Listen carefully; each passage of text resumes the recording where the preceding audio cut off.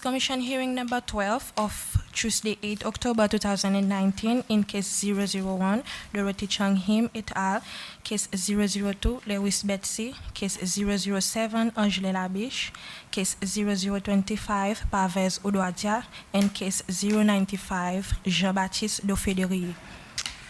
And can you please call the next witness? Mr. Pervez Udwadia.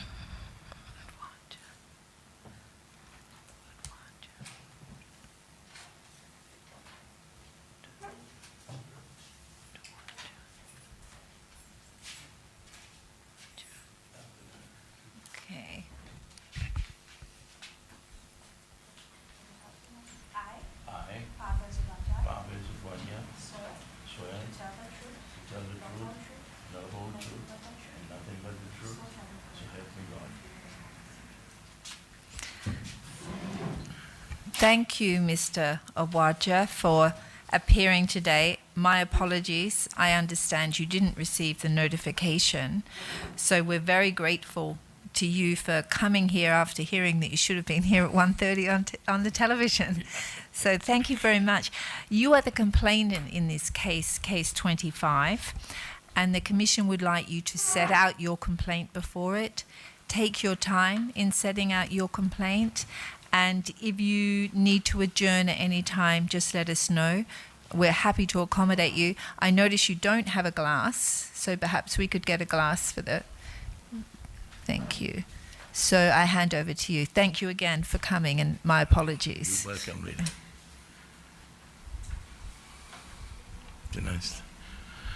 Good afternoon, everyone. I have a complaint against what happened to me on April 29th, 1978. Some 3 policemen came to my father's house at Lusatier and informed me that the police commissioner wanted to see me. So I told them, just give me a few minutes to get ready. They said, no, we have to escort you. It was about 6 p.m. So I said, okay. I went with them. When I reached the police station, they took me upstairs to the commissioner's office. A friend of mine, Mr. James Pillay. And as I said, James, kya na? He said, Bezamenli, Unionville. So I said, what's wrong? What did I do? Or what is you? So I stopped the door from closing on me. He said, there's no time to waste. Just take him up there. So they took me to the Unionville prison. When I reached there, I saw Superintendent Mr. Sikobo, who is a good family friend of the family, and he started crying. I was the first one who reached Unionville. He said, sorry, I have to lock you up today. I said, but what did I do? So he said, I don't know, but there's more people coming in. After about half an hour, came in Mickey Mason, Aubert Fouichot, and slowly by the evening as it went, more and more kept coming in, till about 11:30, 12:30 at night. Then M. Dan Payet and Ahmad Dofe came in. They were from Prale. So we all were wondering what happened. Nobody knew. And next morning, we all got up. I being the first one, I was given a single cell. And Mickey Mason was next to me, and then the rest, they were in groups of five in each cells. So when we woke up, he gave us breakfast to be ordered from Pirates Arms Hotel at that time.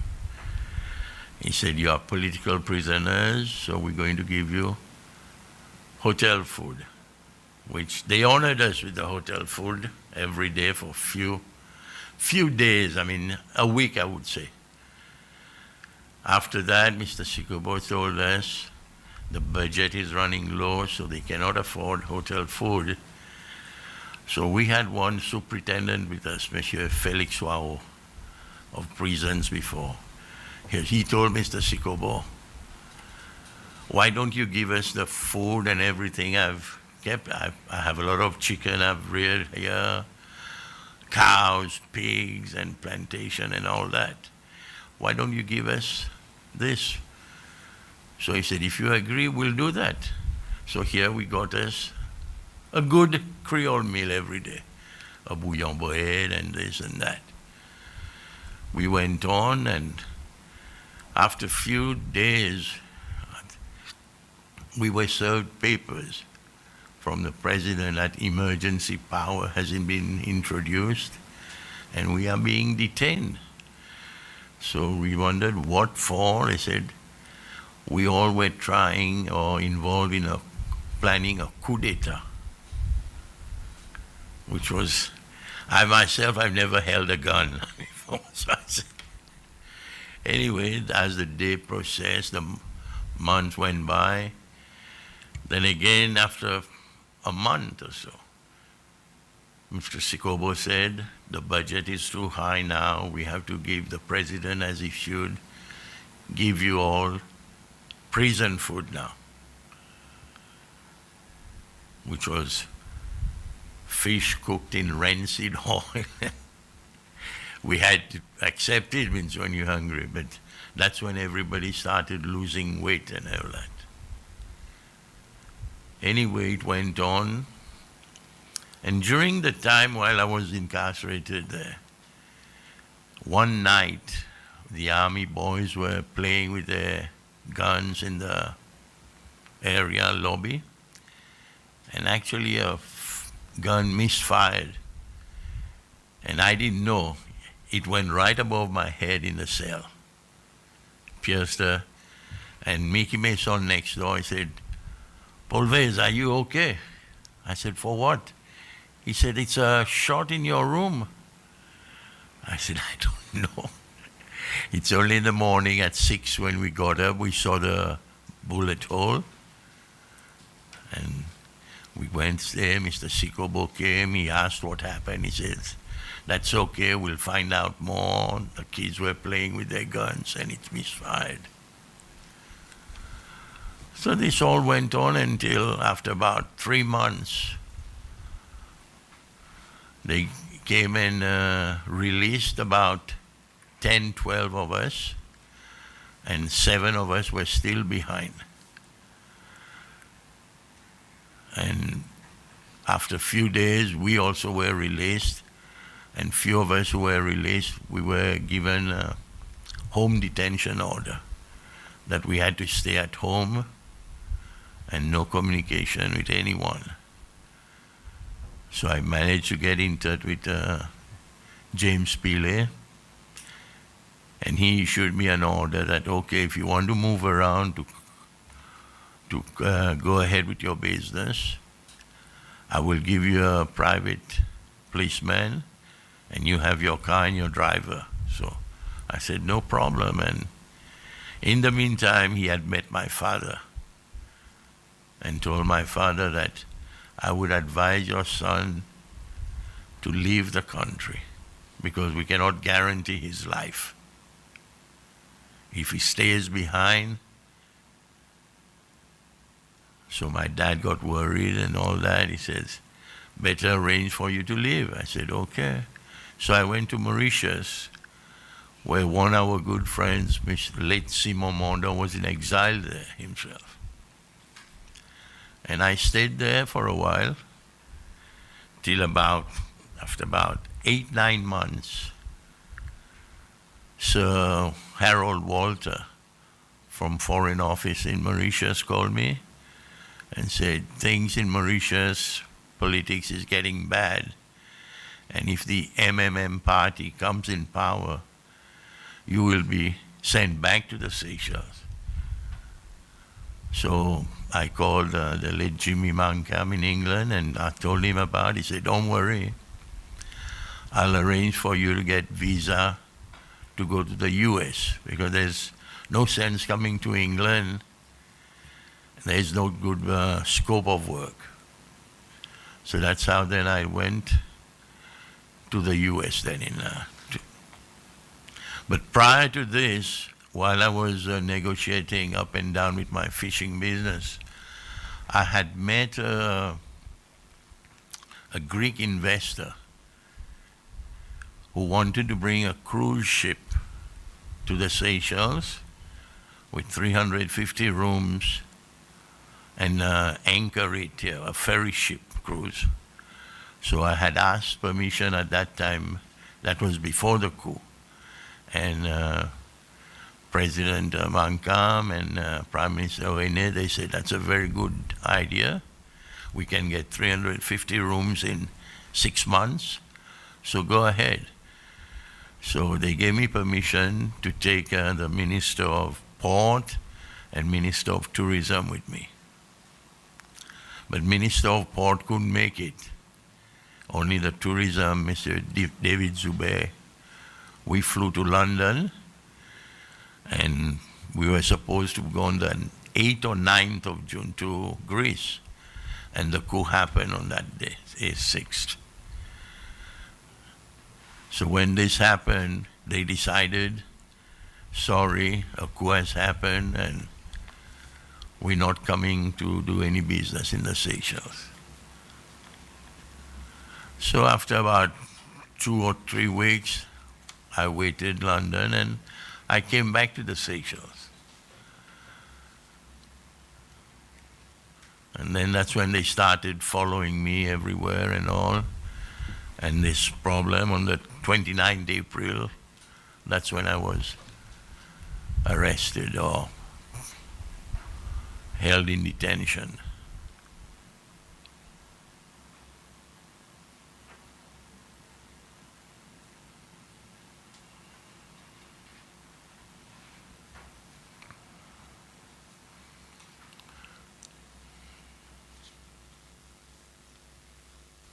So after you got out of prison and they told your father you should leave, Yes. you left for the US Within a week. within a week Yes. I left for Mauritius. from Mauritius. And when did you come back to the Seychelles? I came back in July 27, 2002.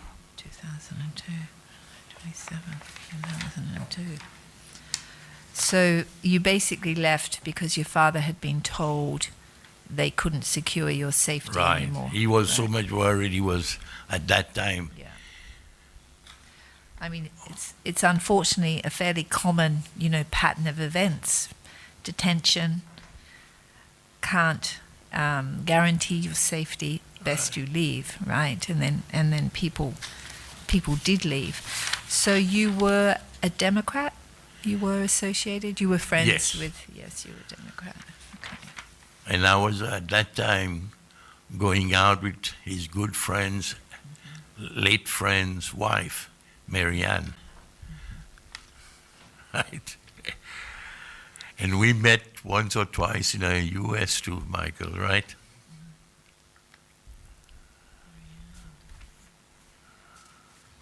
And what happened to your fishing business? My what, sorry? Your business that you had before? Everything was just because I was in a Greek fishing partnership, and we had 125 fishermen and 50 fish cleaners working with us. And it just happened the day when the coup, the ship had already left with the consignment of fish to Greece. So they never came back, and we never got paid for that consignment too.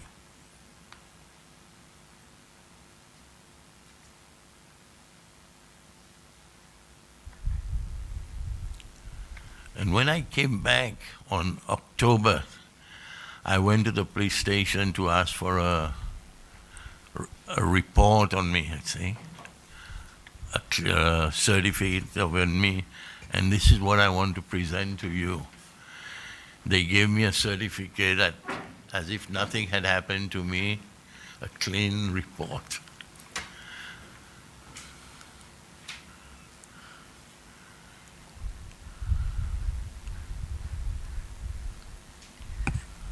So when you were detained, did they ever speak to you about why you were detained? We were just served Just And there were three of us that we were charged for treason.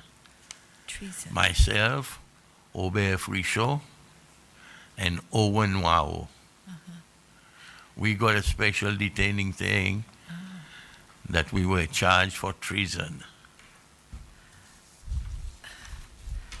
But they never brought you to court to answer any charges of No, treason? never, nothing.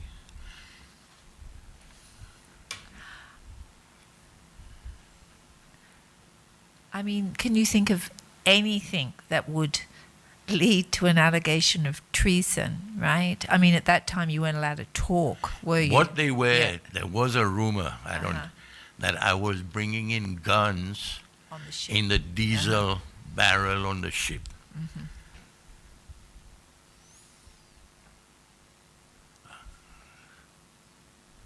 But this was nothing, and the ship never came in because when the coup happened, when the arrest.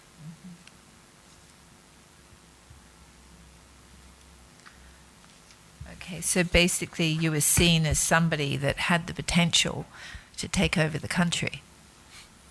I think they used us for guinea pigs, that we were all popular, so that nobody would talk against the regime, and slowly by that they knew we could afford to leave the country. So most of us left. Those who didn't have the means, they stayed behind till they...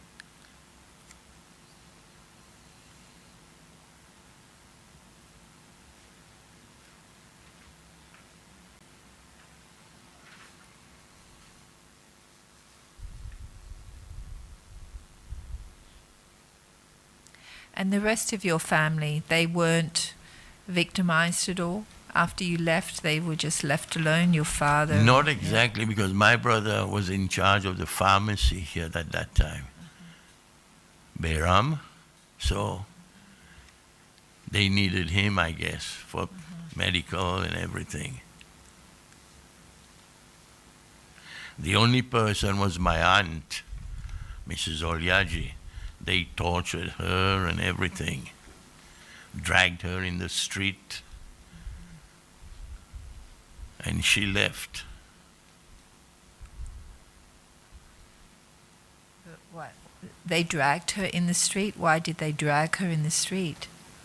Well, one thing was they tried to close her business down, the Timurji company, and second, she used to help the kids for the NYS who were against or something like that.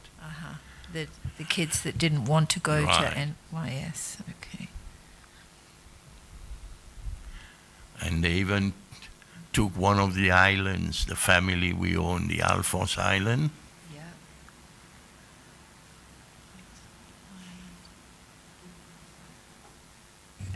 Were you ever compensated for this? Or? Never. It's the only island that Mr. Glenn Isab even wrote about 2-3 years ago, that they had taken, and the only one they never compensated was Alphonse. And this is why then the family, we have put a case in court with Mr. Clifford Andres handling it, claiming for compensation. And when was that done? When? About 2 years ago. No, when was the island taken? At the same time when you? I guess was in about 1985 or 89, something like that. So, sorry. Was there some business activity going on Alphonse Island? Was it being Yes. used for anything? Or? Well, President Oene had visited the island with Mrs. Olyaji before that, and he had requested that we build cottages for the people running and working on the island. And that's where we made an investment and bought. And after that was done, he just took over that and compensated us for a ship we had, a boat vessel, Anne. The Anne and gave us a compensation, I think, of 100 and something thousand rupees. And after they took that, they used it as a target practice. I wasn't here, but that's what my family told me about.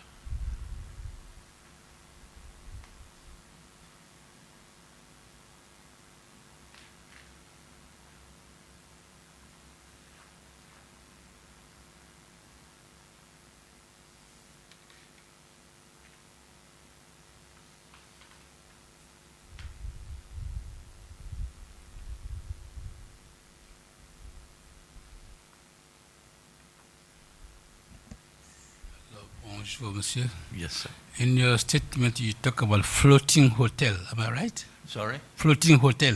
Yes, sir. Can you elaborate a little bit more about that? Okay. It's a ferry cruise ship. It's just like a cruise ship with 350 rooms, passenger, and the bottom part is for ferry where you put in your boats and your cars when you're traveling. So that bottom part was to be built for tennis courts and everything, and a cruise ship is just like a hotel. You had 4 or 5 story high with restaurants, bars and all. And that was one of the biggest of my dream to do, to bring this here. But as the coup happened, Mr. Kostas of Pontikos Shipping in Greece, he just said, sorry, I'm not coming there. Your Greek partner? Yes, sir. Because my fishing company, SEYCHELLES, was involved with a Greek partner. And that's how I met the Greek partner, Mr. Kostas, through my lawyer, who was a Greek, the company.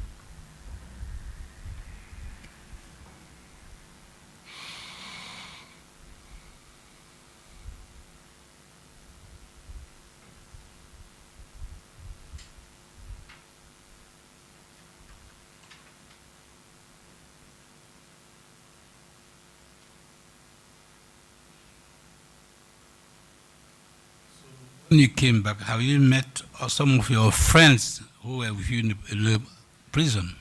Oh, yes. Mr. Dauphin, Mickey Mason, but most of them are dead now. There's only 7 living. The last one I attended his funeral was Leslie Jin from Aswayal. I guess you know Mr. Leslie.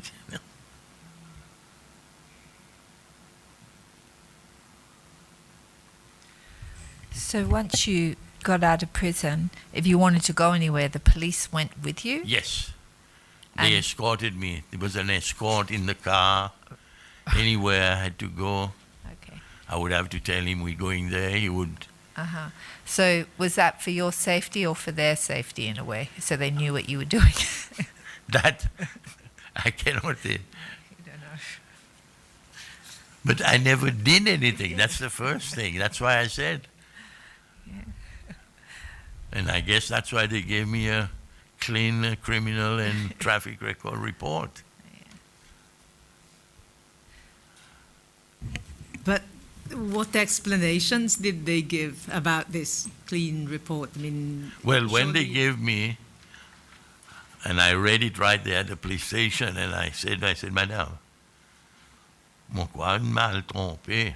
It's the wrong person, you must be. It's not me. I said, I've been to prison before for detention and all that here. And she went back upstairs and they got clear. Said, this is good for you. It's in, that's all.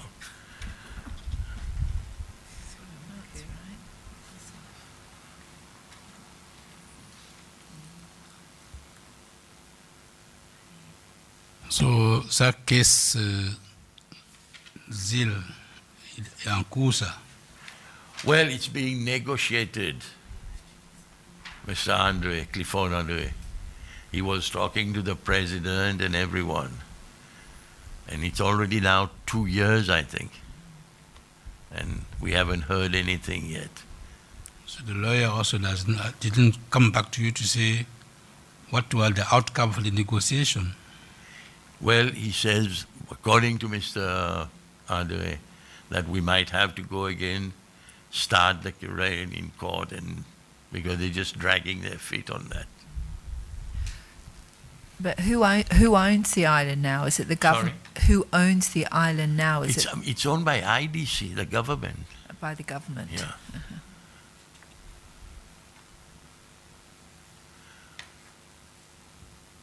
So it was a forceful, compulsory acquisition by the government. Well, yes. But all the others that were taken, they've been compensated, like Yeah. Félicité, the Coven were paid for it and all that.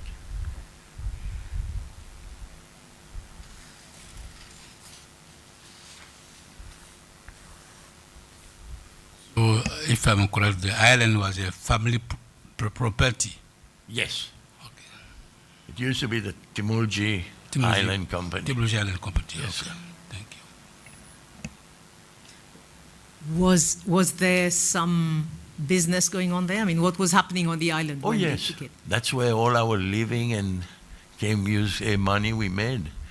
Copra and everything in these days. All the islands were self-independent and family and producing. I'm interested in that island because, based on my understanding, a lot of development have been going on there. Have hotels there right now. Now, yes. Yes, 2 hotels. It's one of the best. It's one of the best island also. The way of its situation and everything. And I don't know which company has put some big 5-star hotels Yes. up there. 2 hotels there. Yes. One is 5-star, another one is 4 or 3 stars. And they have a little small island to the Bizouche, which forms part of the Alphonse group. Was that also part of Yes, the part of, family's yes, property? Yes, right.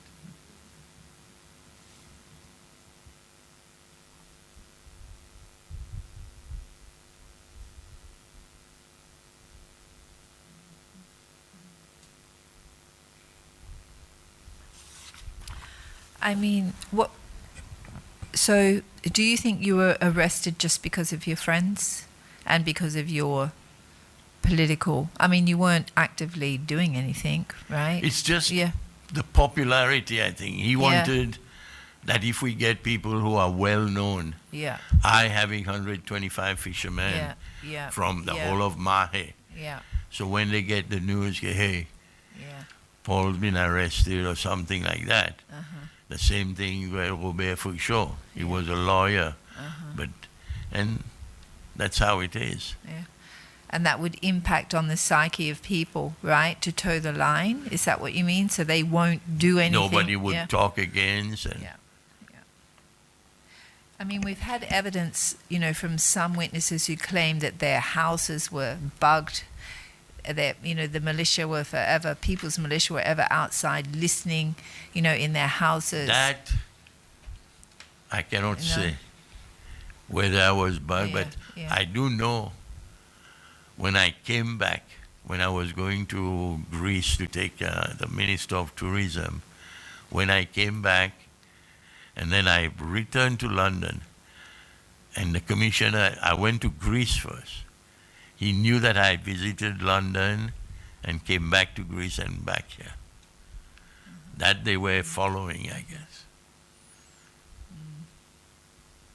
Okay. When you look back today, after all those situations you have been in, and today you look very healthy, if I look at you, and very... How can I help this commission in its mandate? Because we are talking about truth, reconciliation, national unity. What are your views? What is my views? What they have done. Yeah, now, how can you contribute The people also? who are responsible, they should be penalized, not just let go free. Do you understand? I don't know if you are like that or no. To ask me a question like that, what would you do if somebody comes in your house and arrests you, breaks your family? What would you do, sir? Would you just keep quiet? I doubt it. Like this question you're asking me. I find it very, very strange for you to ask me a question like that. Properly. I say, after all those things today, how can we help this commission to achieve its objective?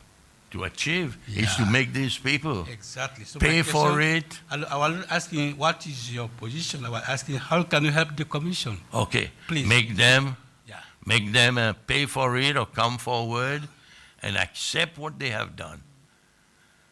But most of them are dead also now.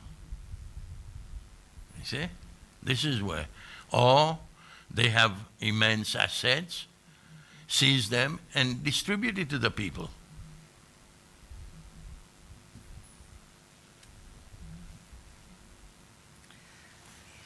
I mean, it's the Commission's view that if we find somebody has benefited from human rights violations, that we can put a compensation order directly against that person. So we definitely are looking to do that because, if someone's benefited, it's not the taxpayer that benefited from some of these violations, it's individuals. Correct. So where individuals have benefited from violations, it is our intention to try and get that benefit back from them. Right? They're not going to like it, but that's sort of one solution we have. But I mean, it's a very difficult process, this process, and I think you hit something which it's the complainants really that are coming forward. The complainants are coming forward, and those that are responsible, that bear responsibility. I think we've had one person willing to come forward and say, I bear some responsibility. And him doing that has actually opened a little can of worms for him because people are now coming forward and saying, yeah, he was responsible for this and that. So he's going to have to answer that now before the commission. And he seems to be quite okay with that. But so far he's the only person. And I don't know how we make those people in the Seychelles that benefited from this regime and implemented human rights violations understand that reconciliation is a two-way process. It can't just be the complainant coming forward. They have to come forward and take responsibility for what they did to that person, or how can that person even begin to forgive them or try and forgive them for what they did. We don't know how we can reach these people, and I think we're quite a friendly commission. We're not judging people. We're just trying to help this country build a solid foundation going forward, and injustices against people like you should be redressed. There should be redress. And in the mandate that we have, you get an amnesty. I think it's a pretty good deal, right? Tell what you did, take responsibility, and you get an amnesty. I mean, I think it's a good deal, but for some reason, it doesn't seem to be resonating with those people that have responsibility for these violations. There are dead people, I agree, but there's still other people, I think, that did help perpetuate sort of, semi-reign of terror against select individuals who are very much still alive, but still unwilling to, after all this time, it's sort of disappointing, I think, in a way, yet people like you are willing to come forward, and what happened to you was an injustice, and you have a right to be, upset about that injustice, but you're still publicly coming forward and telling us about it, I think that's very honourable. The complainants are very honourable before this commission. I'm just a little disappointed in those that perpetrated. Yes, I understand this, ma'am, but not regarding the island, that the government took it. And the government can compensate for the that. government can, because you just had one Félicité, they sold for, I think, $350 million. Yeah, it's a big loss. It's a big loss for your family, yeah. And the same thing with ours. Yeah. This is more important. I mean, where we can say the state is responsible, then I think the recommendation, but our power to order compensation in the Act is recommend, right, unless we have a perpetrator or someone who's directly responsible, then we can order against them. Otherwise, we have to be recommending to the government, this is what we think should happen in this case.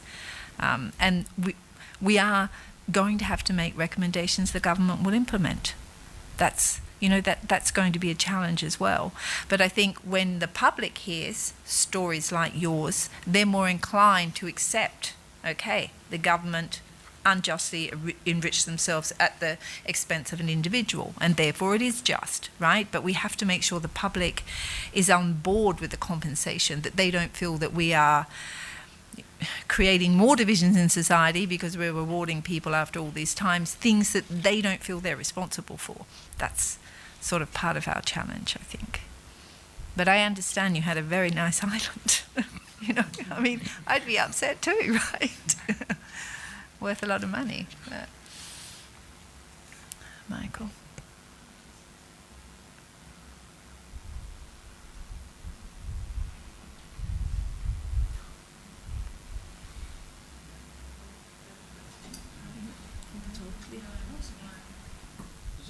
Oh. I was not intending to ask you a question to hurt you because it's not our mandate here. It's really to try to. No, maybe I misunderstood what you said. That's why I So want to also, clarify. Sorry for that, but it's never our the way intention. you worded it, Yeah. to me it was as if, please. why you so late, you look healthy. No, Yeah. I was really praising the way I saw you because it was a pleasure to see you. Okay. That's why I said, how can we help the Commission to achieve his mandate? Okay. So thank you for that. I mean, I think despite everything you've been through, you look like a happy person, you know? I have to be. What am I going to be? Exactly. So You they see? didn't break his spirit, right? So that's a good thing that you do look like. I mean, we don't have any more questions for you. We will continue to investigate your case and we will be in touch with you. Have you got any questions for us? No. It's No. not there. Okay. Thank you so much for coming at the 11th hour again. My apologies. I'm sorry our communications failed. And to make sure communications don't fail tomorrow, Mr. Vice Chair is going to alert all those people that are on our schedule for tomorrow so that they are aware if they're not aware, and I hope they're aware already. But thank you very much for coming. We greatly Thank you. appreciate Appreciate it. it. Thank you. Thank you. Okay. So Michael will make his announcement.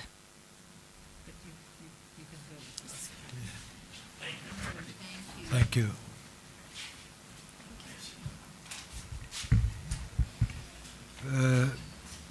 Pareil, Madame Chen dit, moi, non, bon du monde qui nous peut expecter pour demain. Il y en a, nous pouvons commencer 9h au matin avec Rock Jani, qui est un complément dans la mort sans frère, Bira. Pour aller jusqu'à 10h. Après 11h, nous prenons M. Anthony Hunt.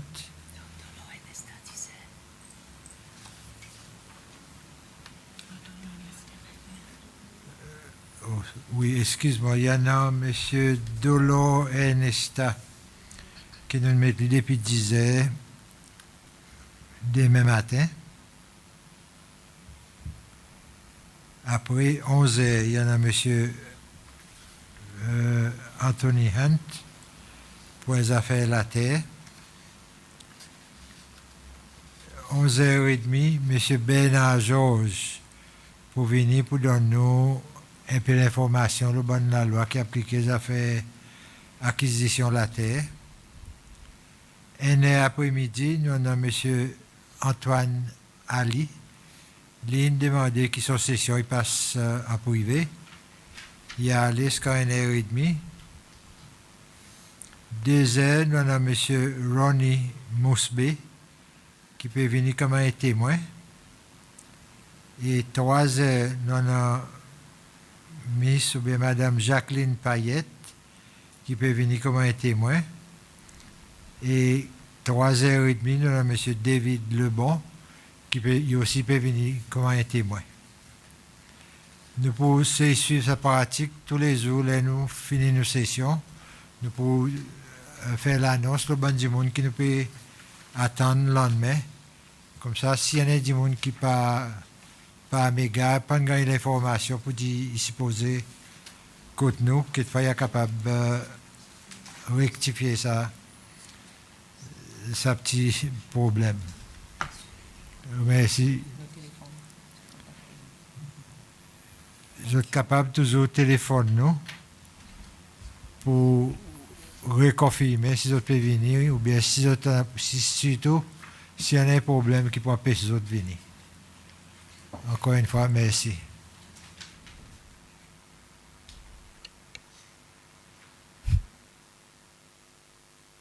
So that was our last